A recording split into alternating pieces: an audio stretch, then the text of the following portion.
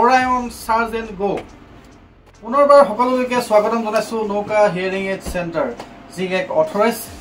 ডিস্ট্ৰিবিউটৰ হয় নৰ্থ ইষ্টৰ ভিতৰতে আৰু আমাৰ হেড অফিচ হৈছে গুৱাহাটীত আৰু ইতিমধ্যে আমি আনবক্সিং ভিডিঅ কেইবাটাও আমি আপোনালোকৰ মাজলৈ দেখুৱাইছিলো আজি আপোনালোকলৈ এটা বহুত ধুনীয়া ধামাকাদাৰ এটা হিয়াৰিং এইডৰ মেচিন আমি আনবক্সিং কৰিম আৰু যিটো মেচিন আপোনালোকে কোনো বেটাৰী লগাব নালাগে আৰু কোনো ইয়াতে এক্সট্ৰা প্ৰতিদিনে ধৰক দুদিনৰ মূৰে মূৰে আপুনি বেটাৰী চেঞ্জ কৰিব ইয়াত প্ৰয়োজন নাই কিয়নো এইটো মেচিন আহি গৈছে এতিয়া ৰিচাৰ্জেবল পাৱাৰ তেতিয়াহ'লে দেৰি নকৰোঁ তেতিয়া আজি ভিডিঅ'টো আৰম্ভ কৰোঁ আমি এতিয়া আনবক্সিং কৰিম Orion Charge and Go আৰু এয়া মোৰ হাতত আহি গ'ল Signia Orion Charge and Go ইয়াৰ কেইবাটাও আসল টেকনলজি আছে বৰ্তমান Charge and Go 50 বিষয়ে আমি কথা পাতিম তো কি আছে ভিডিওটো চাই থাকক সম্পূৰ্ণ গল Signia ব্ৰ্যান্ডৰ এটা খুব ভাল এটা ব্ৰ্যান্ডেড এটা হিয়াৰিং এইড যেটো আমি পূৰ্বৰ ভিডিওত আমি কৈছিলো যে 2 বছৰ এটা ওয়াৰেন্টি থাকে আৰু এটো হৈ গল Signiaৰ Orion Charge and Go আপুনি সব ইয়াত লিখা আছে Orion Charge and Go আৰু ইয়াৰ দাম হৈছে 28990 আৰু ইয়াৰ ভিতৰত কি আছে মই আপোনালোকক দেখুৱাবলৈ চেষ্টা কৰিম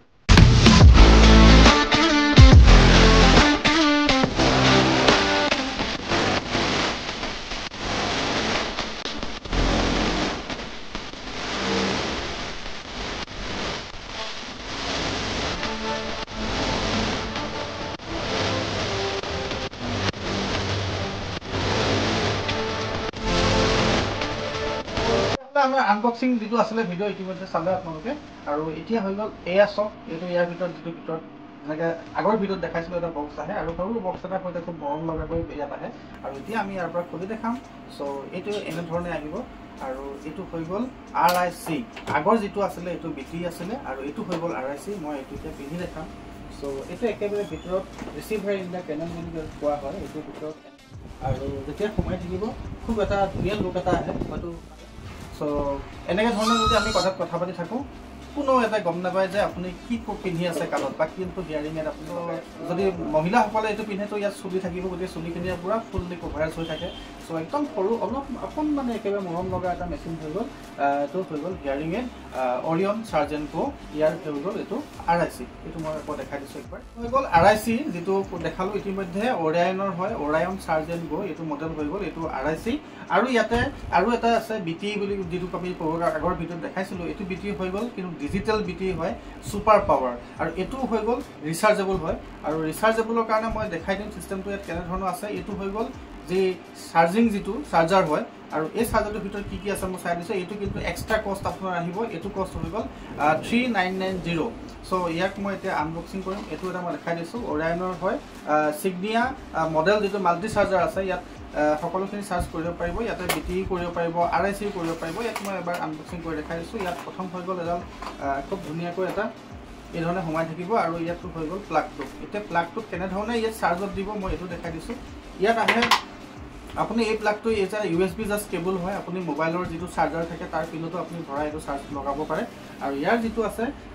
RIC মই দেখাই দিছো ইয়াত যদি লেফট ৰাইট যদি বোথ সাইড লয় দুইটাৰ কাৰণে জায়গা ৰাখি থোৱা আছে আৰু এটো যাতে এটা ম্যাগনেট আছে আৰু ইয়াৰ ভিতৰত আৰু এটো ইয়াত দিয়াৰ লগে লগে মুখখন নিজে নিজে অটোমেটিক টানি ল'ব আৰু ইয়াত এটো যেটা চাৰ্জিং হ'ব এটো ব্লিংক কৰিব ইয়াত দেখাই